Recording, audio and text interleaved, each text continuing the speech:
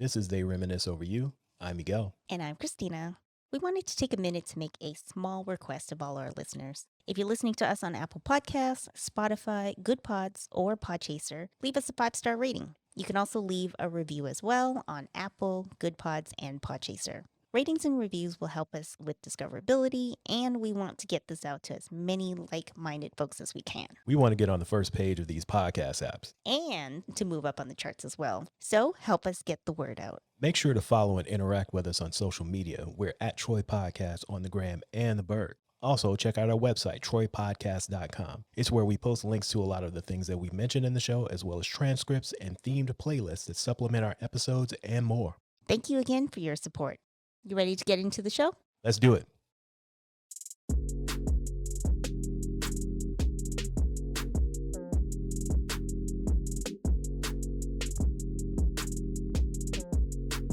This is They Reminisce Over You. I'm Miguel. And I'm Christina. And today we're going to talk about new R&B for old heads. Yes. That is the perfect title for this episode. It's a brilliant title. And if you had subscribed to our newsletter, you would know that this was coming because we put it in our last newsletter. We sure did. With that said, let's just jump right in. Let's just skip all the shenanigans and get right to it. So basically, there's this discussion of is R&B dead? But before we even get to that, let's talk about what the old heads for us.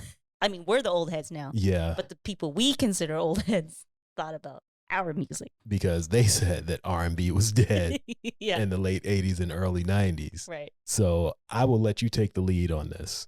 I feel like I mention this all the time, but I didn't really have a frame of reference because it's not like my family listened to R&B, like my parents or even my older sisters and stuff. So me listening to R&B in the 90s, it was new to me. So I had nothing to compare it to. There wasn't really anybody who was like, why are you listening to that terrible stuff? My mom might be like, what is this? But I didn't know what the criticism was. I think the general criticism is maybe they just thought the music, our 90s R&B, just wasn't as good. They all sound the same and they're nasty. Right. That's basically what it boiled down to. As if the 70s R&B isn't nasty as well. Yeah. So there are things from the 70s and early 80s that were just as vulgar, if not more, as the stuff that we grew up listening to. Mm-hmm. I can kind of understand what people are saying when they say that in terms of going from the 70s to like Jodeci or something. But the only really big difference that I can see is the production style, where it went from a bunch of live instrumentation and there being a lot of bands to New Jack Swing and hip hop influenced R&B. Right. I really don't see much different in the content from the 70s to the 90s. Because for me, listening to 90s R&B is what made me discover 70s R&B. And I like 70s R&B. Yeah. So with me going backwards, I can't really say why 90s R&B is so much worse. Because to me, it's just different. It's just when you get to a certain age, things that you didn't grow up with, you just automatically dislike for some reason. I don't know why we're that way. We just are. I try very hard not to be that guy. And here you are. Nah, not really. Not really. Sometimes.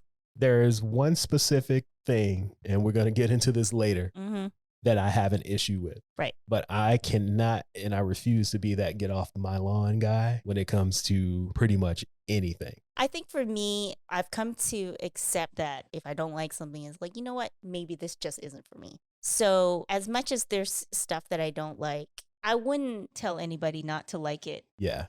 If someone really likes it, I wouldn't be like, this is trash, you should listen to TLC instead. Which is a lot of things that I remember adults saying when we were teenagers. Right. Like, why are you listening to that? You need to be listening to some of this Smokey Robinson. Right. Or the Four Tops and Marvin Gaye. I've mentioned this several times before. That's the reason why I really don't like Babyface. And I got called out on Twitter. You did. By Jay Ray and DJ Sir Daniel from the Q Points podcast. Yes, the homies had to virtually sit you down. They did. But I like Babyface's production. I don't like his music personally. Right. So I can listen to some songs that he's produced. I don't want to hear him singing it. Because But you'll listen to John B, who sounds exactly like him. I'll listen to John B, but I can't listen to Babyface. Right. But his music tends to lean towards that older style Right. that I'm really not into. There is a lot of stuff from the 70s and 80s that I do love. Like I can listen to Marvin Gaye all day. Yeah. I can listen to Stevie Wonder all day Yeah. until we get to the early 80s, and that's it gets kind of sketchy with Stevie. But his stuff from the 70s, I love it. Mhm. This is what I was hearing from older family members. Like, Right. this is the stuff you need to be listening to. And I don't want to be that guy. You're like, I don't listen to Babyface. Yeah. Like, my mom loves Babyface. I don't. So Babyface, is he the crossover between our generation and your mom's generation? No, I don't think it's just Babyface. It's a whole collective Okay. that were out in the mid to late 80s Right. that I really just don't fuck with. Right. So you got Babyface, you got Levert. Yeah, you mentioned Levert. You got like the Rude Boys. That's the kind of stuff that I don't like. Written all over your face. Yeah. Nope. So I can't get into any of that. So that's why I gravitated towards more of the Jodeci's and things like that. So I can understand the frustration that young people have today when some of us, not me and you specifically, but Gen X say this shit sucks because it was done to us too. Yeah. But there is I have one criticism for today's R&B that I just can't figure it out. So let's get into today's R&B. Now, for me personally, I don't listen to a lot of quote unquote new R&B unless it's been vetted by somebody I trust. So if you don't tell me about it, like friends and family suggest it to me, or even somebody on social Trusted media, friends and family. yes, whose opinion I trust and they think similarly to me, Yeah. I'm not going to go out seeking new R&B, quote unquote, just because of the way we consume music. Like in high school, we could come home and sit in front of the TV 4 or 5 hours watching music videos, and it was just served up to us. Right. You go on one of these streaming services today, you have 52 different playlists on the homepage to choose from. I'm not trying to waste my time sifting through those, trying to find the diamond in the rough. I'll wait until somebody recommends something good to me, and then I'll take it from there. For the most part, I like what I hear. There are some things that I don't like, and I can also say what I don't like about new R&B is our fault. Our fault? Yes. Okay. I will tell you why. Tell me why. Because we love Jodeci. Okay. That's why. Explain. There is a direct line from Jodeci to everything that people are complaining about today. Like? Vulgar lyrics, the way people act, their style. It's all directly from Jodeci, living their hip hop lifestyle Through R&B. Through R&B. And it just grew unchecked. Like you can listen to a Jodeci record and see why Chris Brown is the way he is today. And I'm not saying it's a bad thing. I'm just saying that we were like the absentee parents of these kids who are now making R&B and then turning around and blaming them for the music that they make when they're listening to the shit that we liked. Well, I hear what you're saying, and perhaps I'm biased because Jodeci can do no wrong in my eyes. I didn't say they were cause wrong. no harm. I didn't say they did. But that is not my beef. But I'm R&B just today. saying that what they started in those days, we're looking at the direct result of it today. Well, I see what you're saying in terms of like R&B is a little more uncouth. Yes. Shall we say? And R&B before Jodeci wasn't that edgy. I don't know if edgy's the right word. Rugged. Yeah, because even looking back at them now, compared to what we're seeing today, they weren't bad. Yeah. They were boys to men compared to some of the things that are happening today. But again, because we loved it so much and we fed this to our kids, even though we don't have any, this is the result of it. Our peers fed it to their kids. So I can't be upset at somebody making a vulgar record because I was listening to Freaking You. Right. See, that's something that I had to think about as I was re-listening to a lot of the new R&B that I have been listening to and just some of these artists' other songs that I haven't heard yet. And anytime I would hear vulgar lyrics, I was like, calm down. Yeah. Like, I've heard this before. Maybe not stated like this. I've heard this before. We listen to Janet Jackson. Exactly. Velvet Rope. Yes. I think the way some of these newer R&B singers express themselves is very 2020s. So that's true. That's the part that can be a little bit of a disconnect. Okay. What was that song we heard in the store about his girls trying to get his phone code? I don't even remember. I forgot what the lyrics was, but the whole song was just basically about how his girl's trying to break into his phone. We definitely, the context of that, I mean, we've heard that in our music of like, yeah, your boyfriend, girlfriend is trying to check up on you. Yes. Right? I saw you walking in the rain. Oh, man. So, I mean, the theme of it is not new to us, but the content in terms of like being in your DMs or trying to break into your phone, or I see you on my Instagram feed, that's very 2020s or very new. It is, but again, that doesn't bother me. Yeah, so that so much doesn't bother me. But I said I have one criticism, but I actually have two. Okay. So my two criticisms of R&B today, before we get into the stuff that I actually like. Some of the guys do it, but this seems to run much more rampant among the female R&B singers, is it's hard to explain what people like to say on the social media apps. It's usually described as singing in italics, wingdings, superscript. Whispering bitches, as Fonte would call them. Yes. But that's a different group, though. Yeah, whispering bitches, as Fonte would call them. But I separate them. There's a difference between whispering and singing and wingdings. Sometimes they do both. The whispering and stuff, I don't mind because we've had that.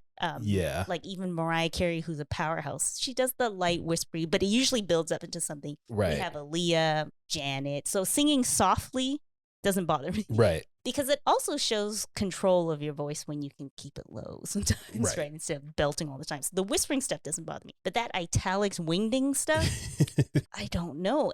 I think it started to weird me out as of late, or like the last year or so, because like everybody's doing it. And then remember when we were starting the podcast and we were fooling around with little audio fixes just to kind of help with like noise and all that stuff. And then sometimes you turn the auto gate up too high or the noise canceling, and then it would distort our voices. Yes. It kind of almost sounds like that too. Like it's like the auto tune is too high. I don't know how to describe it. There's a weird cadence. The runs kind of sound like maybe they're offbeat. Like there's no structure to them. And somebody on Twitter called it like 90% vibes, 10% singing. Well, for me, that is the one thing that I don't like about today's R&B as well, is like you said, these people just refuse to enunciate. Yes. And it's like a mix of Elmer Fudd and Pootie Tang.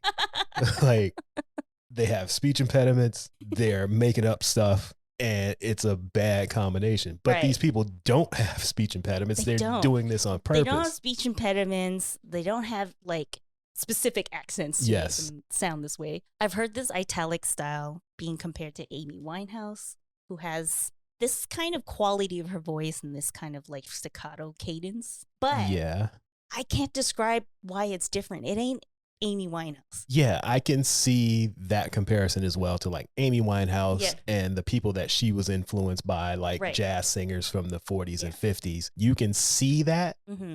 But the difference is you could hear what they're saying. I've also seen comparisons to Adele, but it's more of like how her voice sounds. I can see that, but it's not how she actually sings and pronounces and enunciates, and she sings through her diaphragm. Yeah, so we spoke about this earlier, and I've listened to her for a few years now. I have no idea what SZA's talking about. Yes, that's a perfectly good time. I was just about to bring SZA up. I'm not going to say she started it, but I think she's the queen of italics. Because all I did was I went to Twitter and I put in the search singing in italics. 80% of the tweets are about SZA. About SZA. When the Black Panther soundtrack came out, I loved All the Stars. And she also has a song on Rihanna's Anti-Consideration, the first song. She also did a remix with Calvin Harris for her song Weekend, which has a 90s vibe. So, of course, I'm all over it. So I love these songs. And then one day, the switch just flipped. And I was like, what the fuck am I listening to? And I was like, mishearing lyrics is nothing new.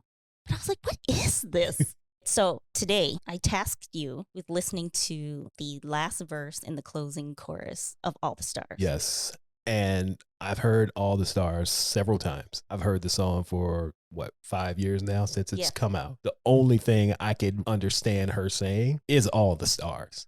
Not even are closer, just all the stars. Didn't know. The line is all the stars are closer. Did not know that until 12 hours ago. Yesterday is the first day I was like, you know what? Let me look up these damn lyrics. And reading the lyrics didn't really help me. So I decided to task you with listening to it and to tell me what you think she said. And then I will tell you what these alleged lyrics are. So I listened to the song and I paused it as I was listening to it just to try and write down what I thought I heard. And if you want to do this experiment yourself, the timestamp starts around 2:17, which is the last. So at the end of the song, she sings a verse and then the chorus. Whereas earlier in the song, she's just singing the chorus. So what we're going to do right now is, do you have the lyrics I do. in front of you? All right. So you're going to read... You're going to read the first line, and then I'm going to tell you what I thought she said. Okay. So this is the beginning of the last verse. So she sings the chorus and goes into this verse. So it ends with all the stars are closer. So this first line of this verse is skin covered in ego. I wrote, my skin cold when an eagle. See, when I was listening to it, I was like, I just did this one line. I put skin coved in eagle. My skin cold when an eagle. That's what I wrote. Skin covered in ego. Okay, next one. Next line. Get to talking. I get involved like a rebound. Okay, I got that. Okay. Surprisingly, but I didn't put rebound. I said we-bound. So I have we-bound on here. All right. Next, got no end game. Okay, I got that. Got no result. I got, I can't even say it. Got no wheezing. Got no result. See, you said wheezing. I put result. I thought it was reason. Yeah, got to stay down. Got to stay down? Yep. Got no end game, got no result, got to stay down. I got one word, got a steedo. That's what I thought. And that's when I started thinking about her sounding like Pootie Tang. This next line, I think, wasn't so bad. Like this. Yeah, this one I'm pretty sure I got. Yeah, this next 3 lines wasn't too bad. It's the way that you making me feel like nobody ever loved me. I got that. Like you do. I have that, but I spelled do, THDU.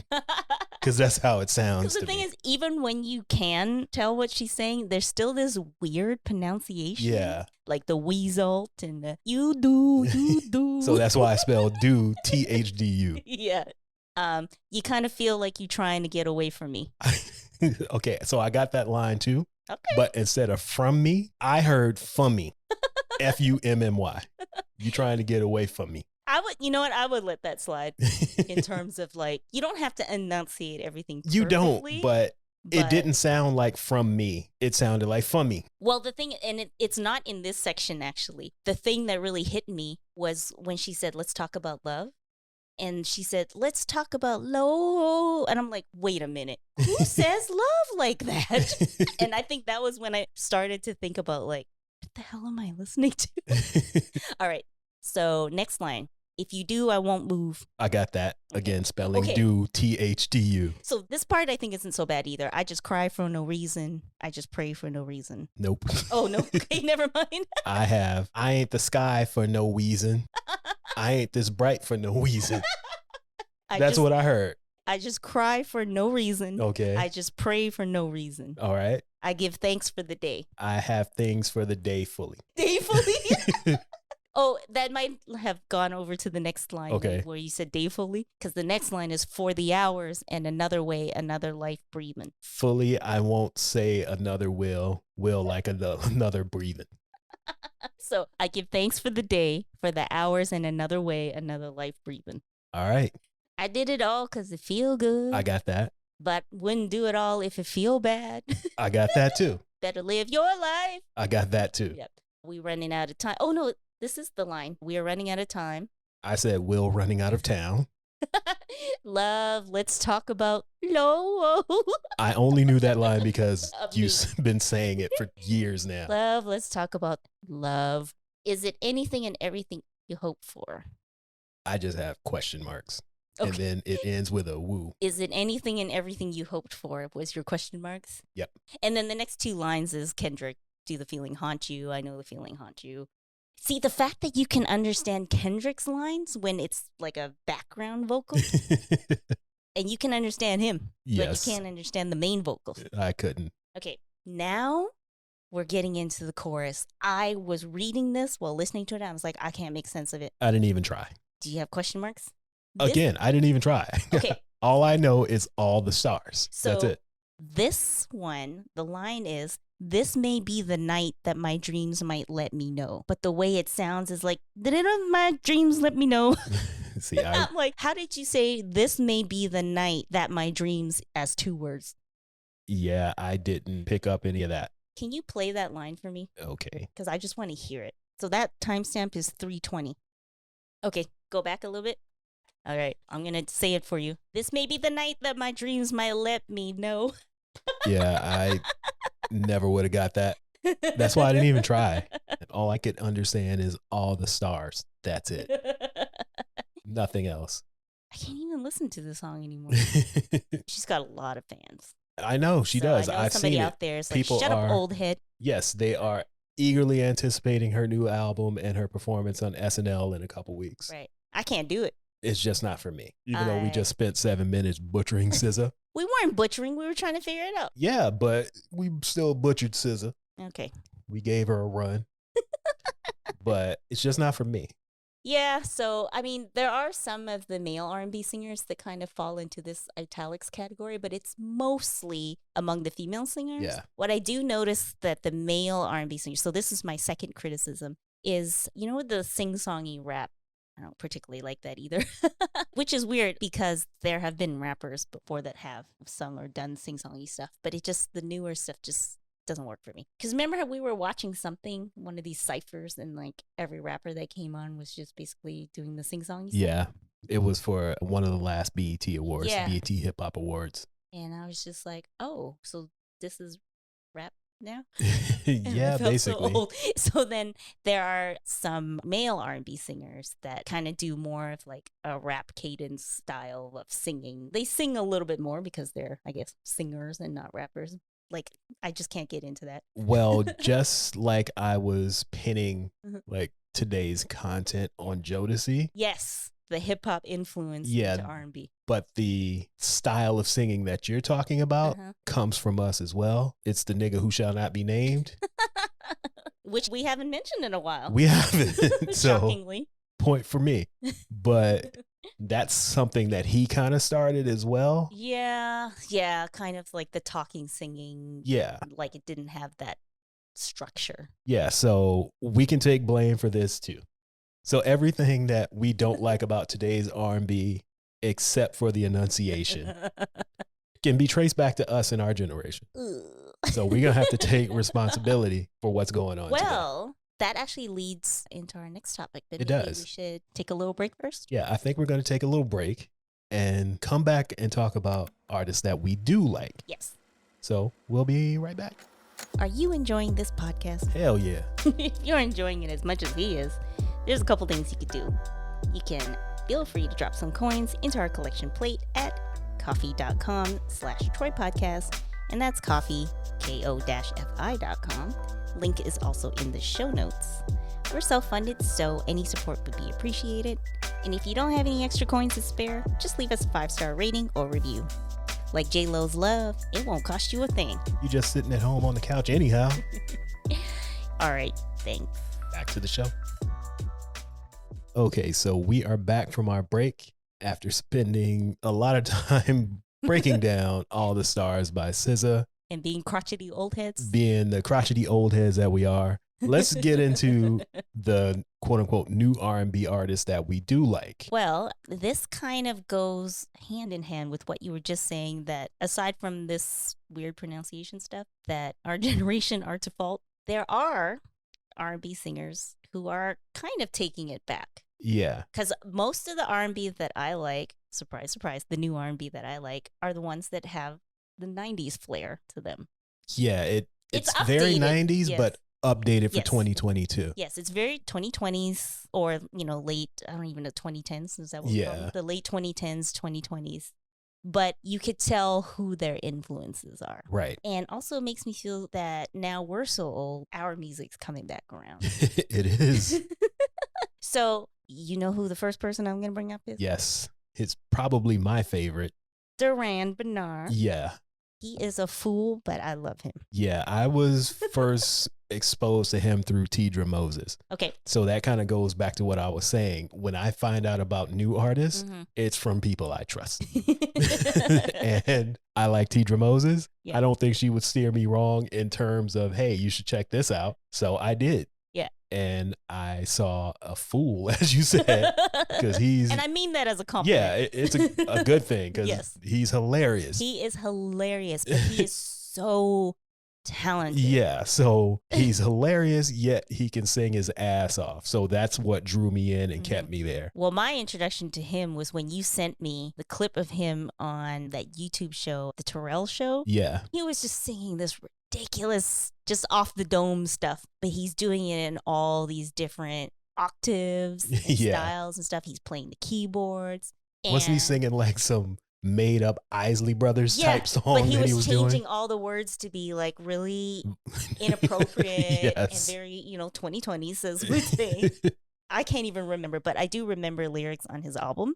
Yes. But that prompted me to actually look him up because I really like his voice. He's hilarious and entertaining, but he can sing. Yeah. So I looked him up, and at the time, his latest album was it's just spelled, so his name is Duran, but the album is D-U-R with the ampersand. So that came out in 2020. So I listened to that for a while. So, see, these are the kind of quote-unquote vulgar lyrics that I can get on board with because it's hilarious. Okay. It has this song called Relocate. It's very 90s vibe. So the song goes, dick so good, make a bitch relocate. So he's talking about some dude just so enamored with him that he moved just to be near him. And he was like, I never signed up for this. But the song is so good, even though it's ridiculous at the same time. And then he's got a song with Ari Lennox called Stuck. And so he's singing in this Prince-like falsetto. And he sounds like an angel. And then he goes, sing, Nate Dogg. And then he starts singing in that low octave. And the fact that Nate Dogg is one of his influences is hilarious to me. Because it's not like Nate was the greatest singer in the world. But he loves Nate Dogg. And you could tell. Yeah. How does this man sing like Prince and Nate Dogg in the same song? So, yeah, I'm a fan.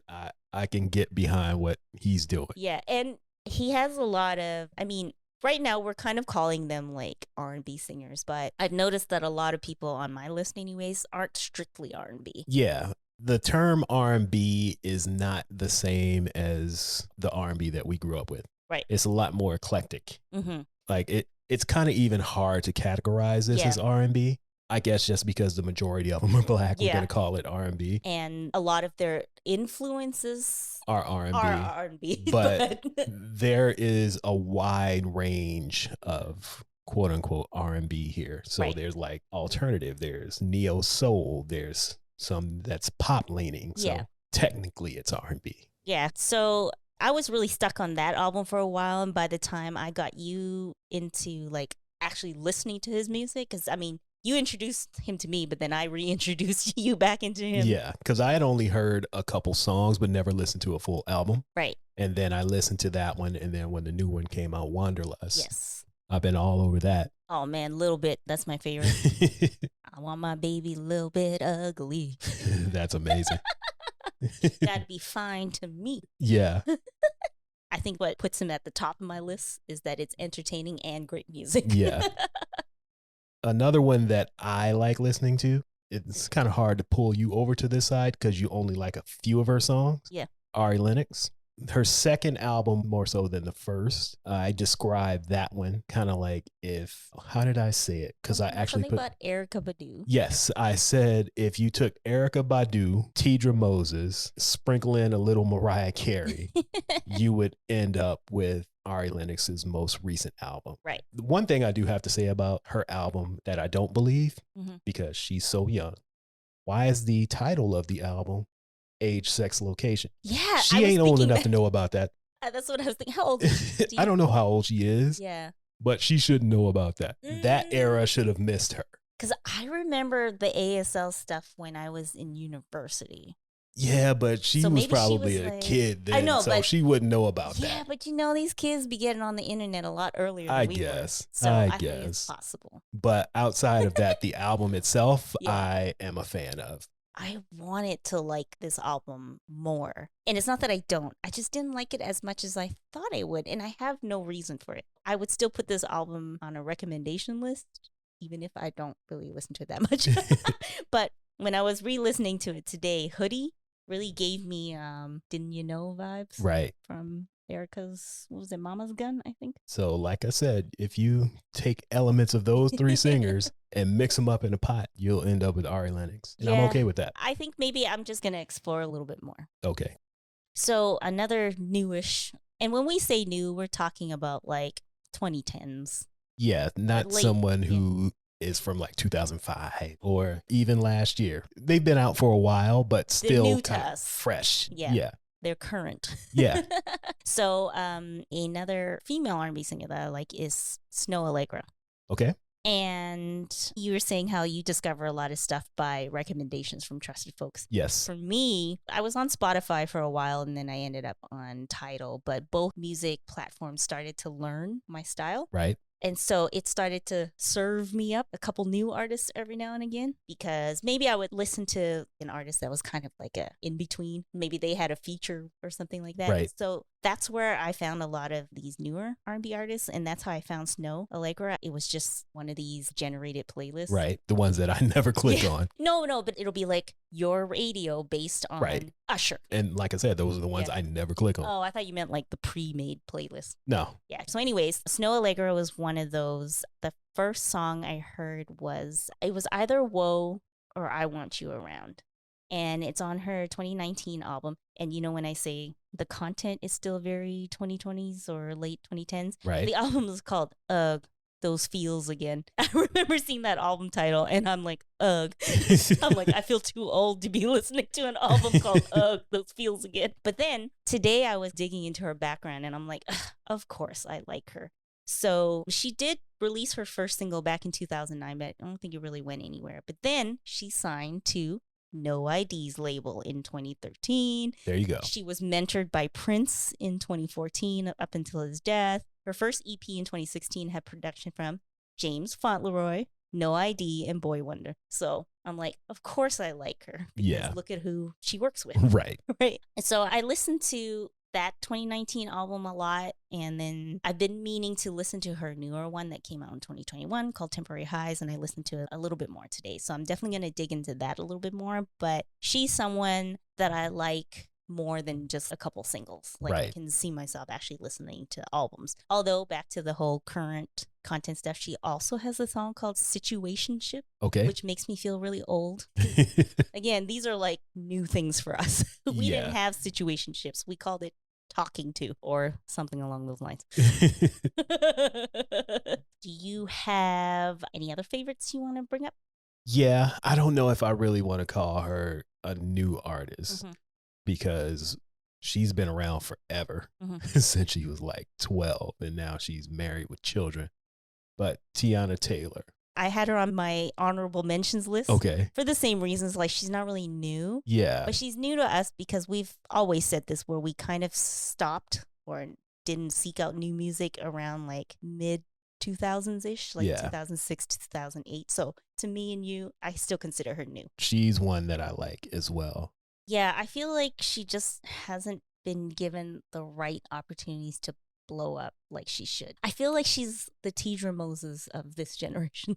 I can see that. I won't say that she hasn't had the right opportunities because she's had great opportunities. They just didn't work out Yeah. because she was signed to Star Trek. So you're Yeah. being produced by the Neptunes. You go from the Neptunes to Kanye, and those are two great positions for Yes. an artist to be in. It just didn't work out for her. Yeah, I think that's basically what I mean. For whatever reason, it didn't work out. Because that album that she had with Kanye, she herself said the night before, I don't know if it was a listening party or if they just listened to it, but she's like, what was released the next day was totally not what she heard. Right. And so that's what I mean by like not the right opportunities. I will say that that's definitely Kanye's fault. And knowing what we know about Kanye in the past 7-8 years or so, Yeah. it's on brand.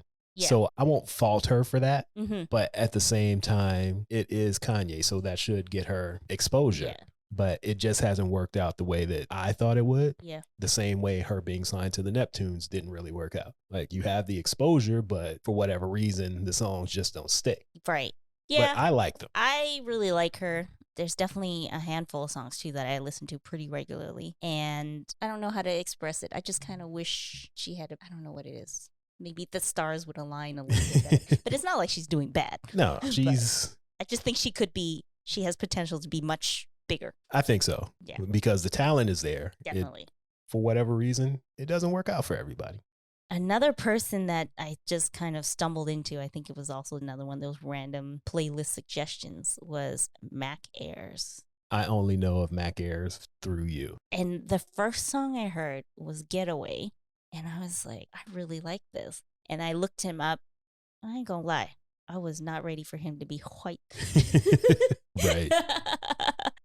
But his album that Getaway is on is called Juice Box. So I was just like, what is this? And I listened to the album and it couldn't stop listening to it. Like, I know. I love it. I am aware. And even when I was re-listening to Getaway today, there's this part where he's singing the chorus, and then the last note of the chorus, he holds the note, and it ends up being the background vocals for the next round of the chorus. Okay. And it's amazing. And just little things like that he does. And so, again, I saw him on The Terrell Show after I started kind of digging into him a little bit more. And he starts off the show with doing a Stevie song. I can't remember which one. It's a song I'm not familiar with. Okay. And Terrell is just like melting in his chair. And then he was like, so what music did you grow up listening to? Because I know they all look like me. And he's like, well, yeah. So he said that he grew up in Long Island, New York. And he's like, everybody there loves Billy Joel. And I was like, fuck that.